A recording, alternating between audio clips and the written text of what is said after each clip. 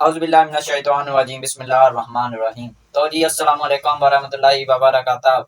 पहले मेरे चैनल ਨੂੰ ਸਬਸਕ੍ਰਾਈਬ ਤੇ ਵੀਡੀਓ ਨੂੰ ਲਾਈਕ ਕਰ ਲਓ। ਤੁਹਾਨੂੰ ਅੱਜ ਦੱਸਣ ਲੱਗੇ ਹਾਂ ਕਿ ਫਲਸਤੀਨ ਦੇ ਬਾਰੇ ਦੇ ਵਿੱਚ ਫਲਸਤੀਨ ਦੇ ਕੁਝ ਦਿਨ ਪਹਿਲਾਂ ਹਮਾਰੇ ਸਾਡੇ ਵਜ਼ੀਰ ਆਜ਼ਮ ਸ਼ਹਿਬਾਜ਼ ਸ਼ਰੀਫ ਸਾਹਿਬ ਗਏ। ਉੱਥੇ ਜੀ ਲਿਖ ਲਿਖਾ ਹੋਇਆ ਜੀ ਮਾਜਦੇ ਹੋਏ ਕਿ ਆਖੇ ਜੀ ਫਲਸਤੀਨ ਦੇ ਬਾਰੇ ਜੰਗਬੰਦੀ ਹੋ ਰਹੀ ਆ, ਜੇ ਹੋ ਰਿਹਾ ਉਹ ਹੋ ਰਿਹਾ। ਸ਼ਹਿਬਾਜ਼ ਸ਼ਰੀਫ ਨੇ ਟਰੰਪ ਦੀਆਂ ਬਹੁਤ ਤਾਰੀਫਾਂ ਕੀਤੀਆਂ। ਤਾਰੀਫਾਂ ਕਰਨ ਤੋਂ ਬਾਅਦ ਜੀ ਲਿਖ ਲਿਖਾ ਹੋਇਆ, ਜੇ ਹੋਇਆ ਉਹ ਹੋਇਆ, ਜੋ ਵੀ ਹੋਇਆ। ਲੇਕਿਨ ਉਸ ਤੋਂ ਬਾਅਦ ਜੀ ਫਿਰ ਦੂਜੇ ਦਿਨ ਹੀ ਇਸਰਾਈਲ ਦੂਜੇ ਦਿਨ ਹੀ ਸੁਹੂਨੀ ਉਹਨਾਂ ਤੇ ਹਮਲਾ ਕਰ ਦਿੰਦੇ ਆ ਫਲਸਤੀਨੀਆਂ ਤੇ। ਉਹ ਤਾਂ ਫੌਜ ਹਜੇ ਤੱਕ ਕੱਢਣ ਨੂੰ ਤਿਆਰ ਨਹੀਂ ਹੈਗਾ। ਕੱਲ ਵੀ ਖਬਰ ਆਈ ਕਿ ਫਲਸਤੀਨੀਆਂ ਤੇ ਚਲਾਈ ਗਏ ਗੋਲੀਆਂ। ਫਿਰ ਉਸ ਤੋਂ ਬਾਅਦ ਜੀ ਜਿਹੜੇ ਜੀ ਅਮਨ ਵਾਸਤੇ ਨਿਕਲਦੇ ਆ, ਜਾਨੀ ਅਮਨ ਵਾਸਤੇ ਨਿਕਲਦੇ ਆ, ਉਹਨਾਂ ਤੇ ਗੋਲੀਆਂ ਚਲਾਈਆਂ ਜਾਂਦੀਆਂ ਜਾਨੀ ਕਿ ਅਮਰੀਕ ਕੇ। ਉਸ ਤੋਂ ਬਾਅਦ ਜਿਹੜੇ ਜੀ ਨਿਕਲਦੇ ਆ ਜੀ ਦਹਿਸ਼ਤਗਰਦੀ ਵਾਸਤੇ, ਉਹਨਾਂ ਨੂੰ ਅਮਨ ਦਾ ਹੀ ਮੰਨਿਆ ਜਾਂਦਾ, ਜਿੱਦਾਂ ਕਿ ਇਸਰਾਈਲ ਸੋਨੀ ਯਹੂਦੀ ਔਰ ਟਰੰਪ। ਇੱਕ ਗੱਲ ਸੁਣ ਲਓ, ਅੱਜ ਦਾ ਮੇਰਾ ਸਵਾਲ ਯਾਦ ਰੱਖਿਓ, ਤਾਰੀਖ ਵਿੱਚ ਅੱਜ ਨਹੀਂ, ਚਾਹੇ ਅੱਜ, ਚਾਹੇ ਕੱਲ, ਚਾਹੇ 10 ਸਾਲਾਂ ਬਾਅਦ, ਚਾਹੇ 100 ਸਾਲਾਂ ਬਾਅਦ, ਚਾਹੇ ਲੱਖ ਸਾਲਾਂ ਬਾਅਦ, ਜਦੋਂ ਵੀ ਤਾਰੀਖ इंशाअल्लाह ताला जरूर लिखा जाएगा कि जालम ट्रंप ते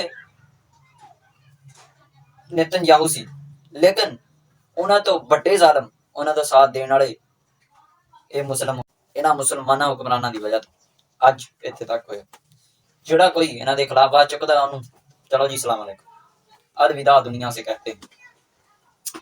बस की करिए, ਇੱਥੇ ਤਾਂ ਬੋਲਣਾ ਵੀ ਸਾਡਾ ਮਜਾਲ ਆ। ਆਜ਼ਾਦੀ ਕਹਿੰਦਾ ਕਾਹਦੀ ਆਜ਼ਾਦੀ, ਅਸੀਂ ਅੱਜ ਵੀ ਗੁਲਾਮੀਆਂ, ਲੱਖ ਲਾਹਨਤਾਂ ਤੇਰੇ ਤੇ ਸਰਕਾਰੇ। ਹੁਣ ਇਹ ਨਹੀਂ ਸਮਝ ਆਉਂਦੀ ਕਿ ਸਾਨੂੰ ਆਜ਼ਾਦੀ ਮਿਲੀ ਆ ਜਾਂ ਉਹਨਾਂ ਨੂੰ ਆਜ਼ਾਦੀ ਮਿਲੀ ਆ, ਹੁਕਮਰਾਨਾਂ ਨੂੰ ਆਜ਼ਾਦੀ ਮਿਲੀ। ਆਜ਼ਾਦ ਹੋਇਆ ਕੌਣ ਆ ਸਾਲਾ? ਇੱਥੇ ਹੱਕ ਗੱਲ ਕਰਨ ਤੇ ਤਾਂ ਦਹਿਸ਼ਤਗਰਦੀ ਦੇ ਪਰਚੇ ਹੋਣ ਲੱਗ ਜਾਂਦੇ ਆ ਸਾਲੇ। ਫਿਰ ਜਿਹੜੇ ਅਮਰੀਦ ਕੇ ਹੋਇਆ ਵਾਕਿਆ, ਉਹਦਾ ਜੀ ਬਿਆਨ ਨਹੀਂ ਰਲਣ ਡੇ। ਇੱਕ ਪਾਸੇ ਕਹਿੰਦੇ ਜੀ ਉਹਨਾਂ ਨੇ ਜੀ 25-30 ਗੋਲੀਆਂ ਚਲਾਈਆਂ, ਇੱਕ ਬੰਦਾ ਮਰ ਗਿਆ ਪੁਲਿਸ ਵਾਲਾ। ਦੂਜੇ ਪਾਸੇ ਕਹਿੰਦੇ ਜੀ ਅਖੀ ਜ਼ਖਮੀ ਹੋਇਆ। ਯਾਰ ਸਾਲਾ ਇਹ ਗੱਲ ਦੀ ਮੈਨੂੰ ਸਮਝ ਨਹੀਂ ਆਈ, ਬੰਦਾ ਜ਼ਖਮੀ ਹੋਇਆ ਜਾਂ ਮਰ ਗਿਆ, ਇੱਕ ਗੱਲ ਕਰੋ ਨਾ। ਬਿਆਨੀਆਂ ਸਾਲਿਆਂ ਨੂੰ ਨਹੀਂ ਹੁੰਦਾ, ਝੂਠ ਵੀ ਨਹੀਂ ਸਾਲਿਆਂ ਨੂੰ ਬੋਲਣਾ, ਸੱਚ ਕੀ ਬੋਲਣਾ। ਸਾਲੇ ਝੂਠ ਬੋਲਣਾ, ਸਾਰੀ ਜ਼ਿੰਦਗੀ ਝੂਠ ਬੋਲਦੇ ਨੇ, ਵੀ ਨਹੀਂ ਬੋਲਣਾ ਹੋਇਆ। ਸਾਡੇ ਤੋਂ ਚੰਗੇ ਤਾਂ ਇਹਨਾਂ ਤੋਂ ਚੰਗੇ ਤਾਂ ਸਾਡੀ ਕਲਾਸ ਵਾਲੇ ਨਿਆਣੇ ਆ। ਇਹੋ ਜਿਹੀ ਆਪਾਂ ਨਾ ਉਸਤਾਦਾਂ ਨੂੰ ਲਾਉਣਗੇ।